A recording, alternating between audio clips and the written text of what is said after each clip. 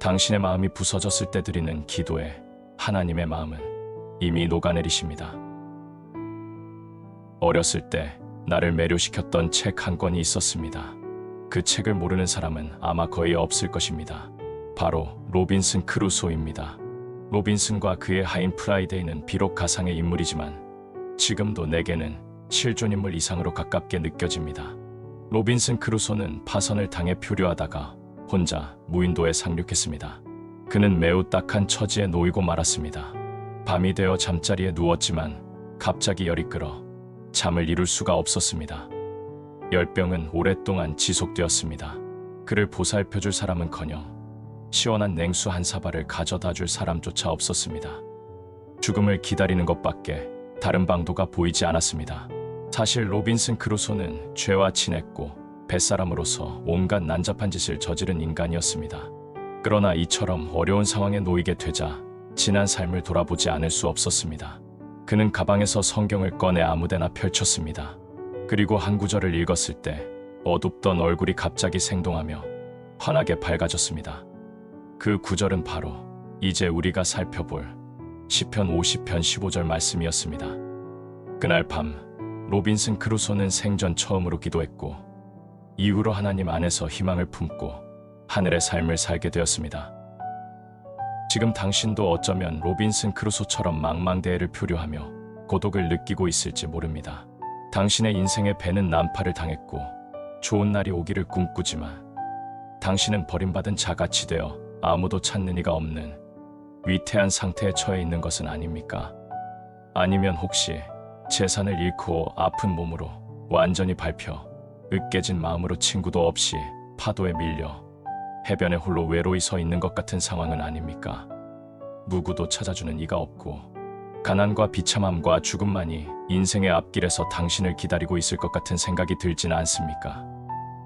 그렇다면 오늘 주님께서 당신에게 하시는 말씀을 들으십시오. 환난 날에 나를 부르라. 내가 너를 건지리니 내가 나를 영화롭게 하리로다. 영광의 주님께서는 우리가 환난 가운데 울부짖으면 기꺼이 응답하시며 건져주시는 분이십니다. 왜냐하면 우리의 고뇌에 찬 울부짖음이 아버지 앞에는 의미를 가지고 있기 때문입니다. 우리의 신음은 무의미한 의식이 아닙니다. 거기에는 우리의 감정과 마음과 영혼이 담겨 있습니다. 슬픔의 탄식에는 마음이 들어 있습니다. 주님께서는 사제들이나 찬양대가 수행하는 세련되고 화려하고 웅장한 의식보다 상한 심령의 기도를 더 좋아하십니다. 하나님께서 상한 심령의 기도를 좋아하시는 이유가 무엇일까요?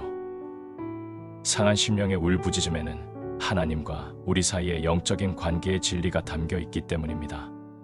만일 정통적이고 경건한 사람들이 어떤 신조를 정확하게 낭송하면서도 그 신조에 담긴 진리를 믿지 않는다면 그것을 단순히 외우는 것이 무슨 소용이 있겠습니까? 그런 단순한 낭송을 영적인 것이라고 할 수는 없을 것입니다.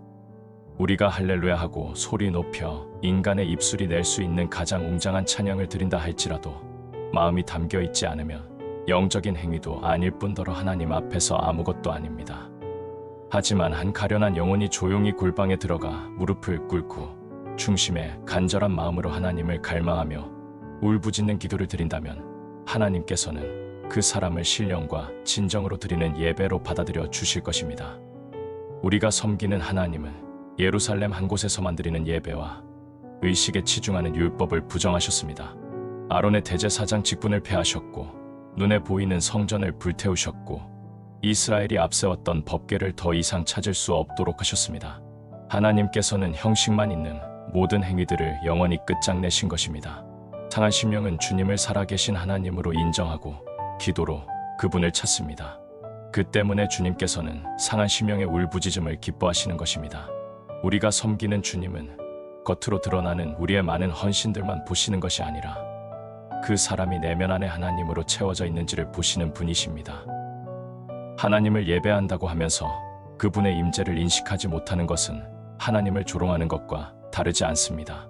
하나님께서 영광을 받으시는 때는 우리가 하나님을 망각하고 육신을 위해 움직일 때가 아니라 바로 우리의 마음과 정신과 영혼이 자아를 뚫고 하나님께 나아갈 때입니다. 오직 하나님만이 자신을 구원해 주실 수 있다고 느끼는 인간에게 하나님은 생생한 현실이 되어 주십니다. 그런 사람은 하나님께서 살아계시다는 것을 믿습니다. 그렇지 않다면 하나님께 기도드리지 않을 것입니다.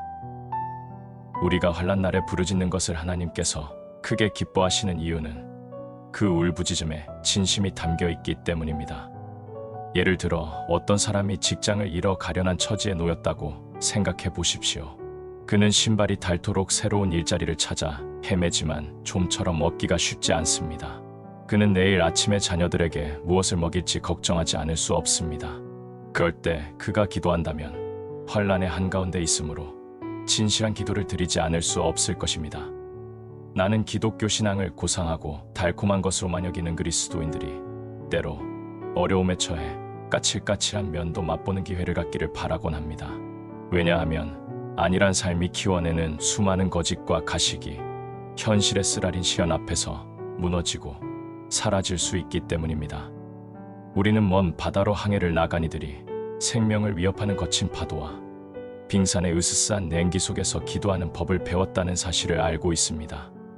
그들은 부러진 돛대가 배전 너머로 넘어가 배가 침몰할 것만 같았을 때 진실로 구원을 갈망하여 기도했습니다.